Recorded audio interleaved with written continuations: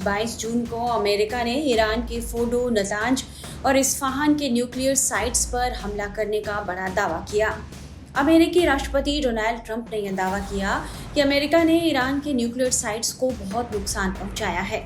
दावे के मुताबिक ऑपरेशन मिडनाइट हैमर के तहत ईरान के फोर्डो परमाणु ठिकाने पर अमेरिका ने B-2 बॉम्बर विमानों से बंकर बस्टर मैसिव ऑर्डिनेंस पेनिट्रेटर्स बम गिराए थे।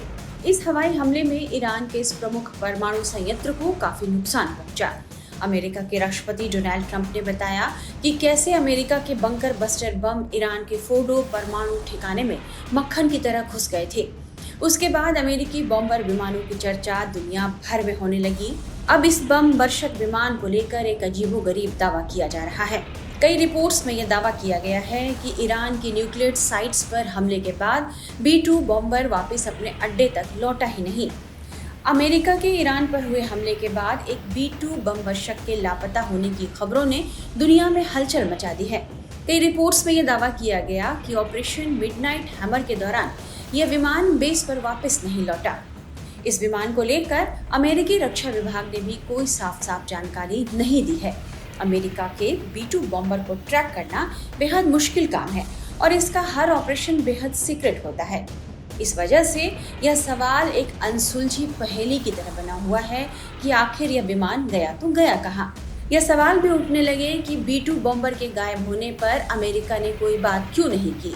अमेरिका की चुप्पी ने इस मामले को और रहस्यमयी बना दिया। कहा जाने लगा कि क्या ईरान पर बम बरसाने निकले बॉम्बर को ईरान के एयर डिफेंस सिस्टम ने गिरा दिया। क्या ईरान का एयर डिफेंस उसे गिराने में कामयाब हो गया? क्या इसलिए तो ईरान बार बार अमेरिका को चुनौती नहीं दे रहा और परमाणु कार्यक्रम को आगे बढ़ाने का ऐलान नहीं कर रहा क्योंकि उसने उसके बम वर्षक विमान को गिरा दिया है? वहीं अब एक वीडियो सामने आया है जिसमें लापता B-2 बॉम्बर खड़ा नजर आ रहा है।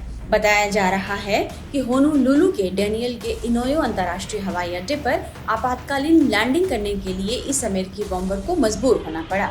रिपोर्ट्स के मुताबिक कथित तौर पर विमान को उड़ान के बीच में तकनीकी खराबी का सामना करना पड़ा और सुरक्षा कारणों से उसका मार्ग बदल दिया गया।